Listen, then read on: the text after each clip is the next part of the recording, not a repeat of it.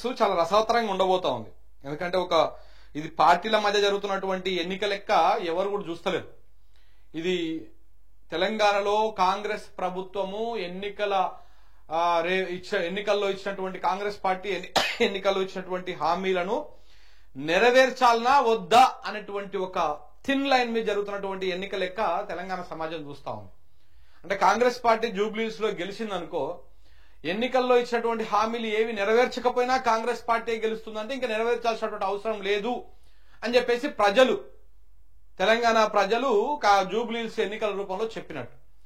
ఎందుకంటే ఇక్కడ ఏవి కూడా వాళ్ళు చెప్పినటువంటి ఏ హామీ కూడా పూర్తి స్థాయిలో నెరవేరలేదు. పూర్తి స్థాయిలో కాదు, ఎక్కడ కూడా నెరవేరి దాఖలేదు. ఒక ఫ్రీ బస్సు, ఒక ఉచిత బస్సు తప్ప 6 గ్యారంటీలలో ఏది నెరవేరలేదు.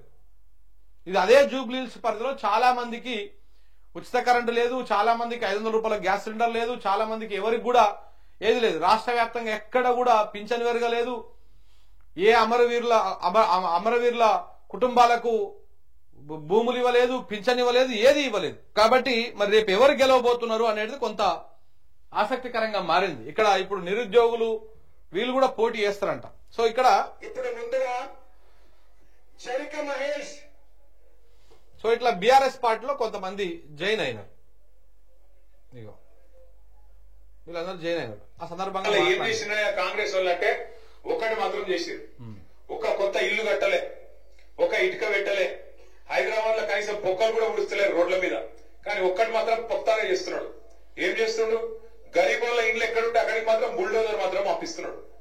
హైడ్రా అని చెప్పి కొత్త దుకాణం పెట్టి కొత్త ఇల్లు కట్టింది లేదు, ఒక పట్టా ఇచ్చింది లేదు.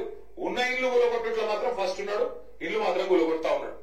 జూబ్లీహిల్స్ వాళ్ళు, షేక్పేట వాళ్ళు ఇలా మీరు చేయవలసిన ఆలోచన ఒక్కటే, మీకు కారు కావాలన్నా బుల్డోజర్ కావాలన్నా ఏదో ఒకటి ఆలోచన చేసుకోండి. మీకు కారు కావాలంటే టీఆర్ఎస్ గెలవాలి, కేసీఆర్ గెలవాలి, గోపీనాథ్ భార్య మాగంటి సునీత నిలబడ్డది, ఆమె గెలవాలి. ఇక మీ ఇంటికి బుల్డోజర్ రావాలి, హైడ్రా రావాలంటే మాత్రం పక్కా మీరేం చేయాలో అది చేయండి. నేనేదో మిమ్మల్ని భయపెట్టడానికి చెప్తలేదు, ఉన్న వాస్తవం చెప్తున్నా. ఉన్న వాస్తవం ఏంది అంటే మీరు ఇప్పుడు ఇక్కడ కాంగ్రెస్ పార్టీకి ఓటేస్తే రేపు మీ ఇంటికి బుల్డోజర్ వస్తుందన్నటువంటి విధంగా బీఆర్ఎస్ వాళ్ళు చెప్తా ఉన్నారు. వాస్తవాన్ని చూస్తే కూడా మొన్న కూడా రీసెంట్ గా కూడా చాలా చోట్లల్లా ఈ ఎవరో గుడిసెలు వేసుకున్నటువంటి వాళ్ళు, లేకపోతే చిన్న చిన్న ఈఎంఐలో ఇండ్లు తీసుకున్నటువంటి వాళ్ళ ఇండ్లను కూలగొట్టింది హైడ్రా. మనం అయితే చూసినాం ఒక రీసెంట్ గా ఒక 3 నెలల క్రితము. ఆయన పాపం గృహప్రవేశం చేసినాక ఆ కట్టినటువంటి మామిడి తోరణాలు ఆరలేదు, మామిడాకు తోరణాలు ఆరలేదు, ఆ గుమ్మడికాయ ఎండిపోలేదు, ఆ ఇంటిని కూడా కొట్టేసారు. ఆ ఇల్లు లోన్ మీద ఉన్నది. కొంతమంది దాదాపు ఒక 200-300 మంది ప్రతిరోజు ఆ ఫైల్ పట్టుకొని గాంధీ భవన్ చుట్టుముట్టు తిరుగుతా ఉన్నారు. మీకు మేము ప్రభుత్వం ఆదుకుంటుంది, న్యాయం చేస్తుంది అంటే.